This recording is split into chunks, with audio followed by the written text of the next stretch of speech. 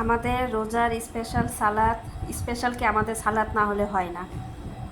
আর অবশ্যই সালাদের সাথে যাবে আদা কুচি। এখন আমি লেবু চিপড়ে নিব, তারপরে আদা কুচি দিব।